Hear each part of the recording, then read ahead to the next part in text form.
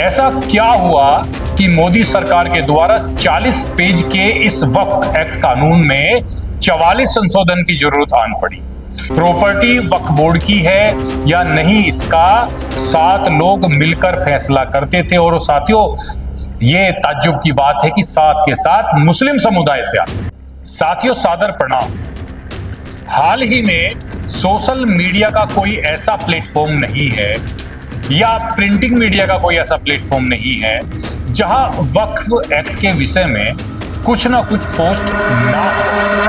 वक्फ संशोधन बिल पर आतंकी जाकिर नाइक ने भड़काऊ बयान वाला एक वीडियो जारी किया। वक्फ संशोधन बिल 2024 को मुस्लिमों के मौलिक अधिकारों का हनन बताते हुए क्या है यह एक्ट, क्या है चर्चा, क्यों इस पर चर्चा हो रही है, आज इस विषय पर कुछ जानकारियां बटोर कर आपके साथ आपका मधुकर त्यागी आपके समक्ष उपस्थित हुआ है।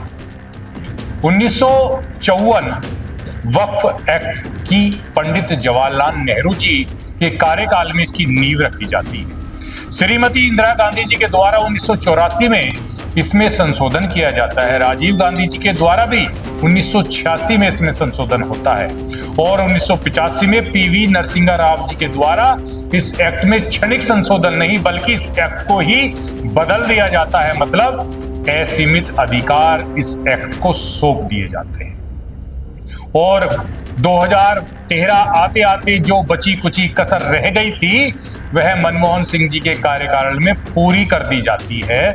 और लोकसभा और राज्यसभा के द्वारा, साथियों जानते ही आप, कानून बनते हैं, उनका अनुपालन होता है और समय समय पर संशोधन भी राष्ट्रवादी तरीके से जनहित को ध्यान में रखते हुए 2 या 4 धाराओं के द्वारा उनमें संशोधन कर दिया जाता है। ऐसा क्या हुआ कि मोदी सरकार के द्वारा 40 पेज के इस वक्फ एक्ट कानून में 44 संशोधन की जरूरत आन पड़ी। क्यों इतने बदलाव की जरूरत है? बदलाव से पहले इस एक्ट का देश पर क्या प्रभाव पड़ा है और 44 संशोधन के बाद में इस एक्ट का क्या प्रभाव होगा, समझने का प्रयास करते हैं। साथियों, वक्फ बोर्ड एक भूमाफिया बन गया है जो अमीरों को नोटिस भेजकर वसूली करता है, नहीं देते हैं तो जबरन कब्जा। गरीब देश की भोली वाली जनता का धर्मांतरण इसका मूल उद्देश्य बन गया है। देश की आजादी से अब तक वक्फ बोर्ड के पास में 10,000 एकड़ जमीन है जो विश्व के 200 देश में से 50 देश के क्षेत्रफल से कहीं अधिक है।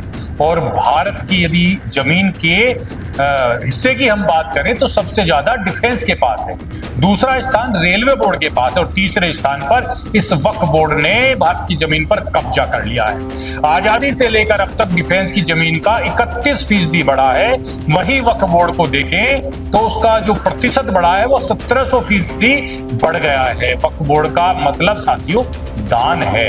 यह जमीन दान की गई है या जबरन कब्जा, यह भी सवाल बनकर रह गया है और इस संबंध में देश की अदालतों में तमाम केस लंबित हैं।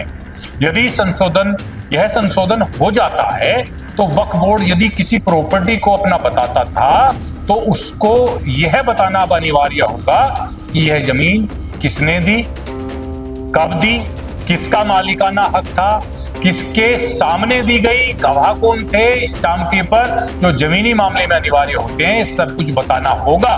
मौखिक रूप से कुछ भी अब मान्य नहीं होगा।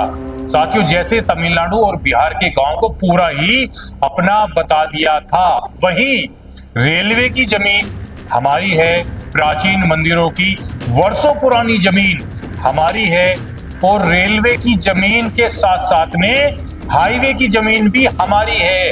ओबीसी के छोटे भाई ने अकबरुद्दीन ने यह तक कहा कि जो इंदिरा गांधी हैदराबाद एयरपोर्ट है वह वक्फ बोर्ड की जमीन में बना हुआ है। मुंबई में मुकेश अंबानी जी का घर भी, एटलिया भी वक्फ बोर्ड की जमीन पर बना हुआ है और इसका समर्थन करते हुए अपने दिल्ली के केजरीवाल जी भी कहते हैं कि यह सरकार जब हमारी आ जाएगी तो बुलडोजर चलवाकर उसको मुक्त करा लेंगे। केजरीवाल जी के कार्यकाल में 100 करोड़ रुपए का वक्फ बोर्ड को दान भी दिया गया है और ये सभी लोग आज एक कतार में खड़े होकर उसके समर्थन में आ गए हैं। साथियों, महिलाओं के संबंध इस संशोधन में फायदा होने वाला है। पहले कानून में केवल घर का पुरुष ही अपने अधिकारों से वक्फ बोर्ड को जमीन दे सकता था। नए संशोधन में महिलाओं की सहमति भी अनिवार्य होगी। प्रॉपर्टी वक्फ बोर्ड की है या नहीं, इसका 7 लोग मिलकर फैसला करते थे। और साथियों, ये ताज्जुब की बात है कि 7 के 7 मुस्लिम समुदाय से आते थे, जिसमें एक एमएलए, एक एमपी, एक टाउन प्लानर, एक आईएएस, एक वकील और एक मुतवली और एक स्कॉलर होता था। मतलब जो चोर वही दरोगा वही जज। अब नए संशोधन के सर्वे का पूर्ण अधिकार डीएम के हाथों पे होगा, ना कि इन 7 लोगों की मनमानी कमेटी के हाथों में। पहले कानून में जो डीएम, जो जिलाधिकारी होता था, वह इन्हीं के अधीन कार्य करता था। तो डीएम कोई सवाल भी नहीं उठा सकता और साथ के साथ वह जमीन को मुक्त कराने के लिए इन्हीं के हाथों बाध्य होता था। वक्फ बोर्ड की केंद्रीय समिति में पहले केवल एक व्यक्ति होता था और अब 2 सदस्य लोकसभा सांसद और 1 सदस्य राज्यसभा से होगा। साथ ही इसमें 2 सदस्य गैर मुस्लिम भी होंगे। संशोधन के बाद में साथियों लिमिटेशन एक्ट लागू नहीं होगा। इस एक्ट के हिसाब से बोर्ड जिस जमीन को अपनी बताता था, उसको किसी उर्दू अखबार में या किसी हिंदी अखबार में, जो बहुत कम लोग पढ़ते हैं, उसका नोटिफिकेशन करता था और 1 महीने बीतने पर कोई जवाब दाखिल ना होने पर वह जमीन वक्फ बोर्ड के अंतर्गत स्वतः ही आ जाती थी। लेकिन अब वह लिमिटेशन खत्म करके अब उसको 1 साल का समय वादी के पास में होगा और वह चैलेंज कर सकता है 1 साल के बाद भी। यह मुस्लिम वक्फ बोर्ड गैर इस्लामिक होने के साथ साथ में गैर पुरानिक भी है। साथियों, दुनिया भर के जो इस्लामिक खाड़ी देश हैं, आप वहां देखें, ना तो वहां कोई मजार है, ना कोई दरगाह है और ना ही पक्के कब्रिस्तान हैं। और इस बोर्ड ने मजार, दरगाह और पक्के कब्रिस्तानों के नाम पर जमीन को कब्जाने का कार्य किया है। इस वीडियो के माध्यम से तो मैं यही कहूंगा कि जिस 40 पृष्ठों के कानून में 44 संशोधन की आवश्यकता आन पड़ी है, यह ठीक उसी प्रकार से है जैसे किसी पाइप में इतने छेद हो जाने पर उनकी मरम्मत नहीं की जा सकती। तो आज मोदी जी के द्वारा ये संशोधित किए जा रहे हैं, लेकिन इन संशोधन होने के बाद भी विपक्ष के वही लोग इस एक्ट को पालन पोषण करते आए हैं, वह विरोध दर्ज कर बैठे हैं और इस समय यह बिल ज्वाइंट पार्लियामेंट्री कमेटी के पास लंबित भी है। आप और हमारी सारी कोशिशों के बाद में यदि मोदी सरकार इन संशोधनों को पूरा करने में सफल भी हो जाती है, तो भविष्य में यदि नरसिम्हा राव जैसी सरकार आती है तो फिर से 1995 में अजगर जैसा कानून बना देगी, जो देश की बची कुची जमीन को भी निगलना शुरू कर देगा।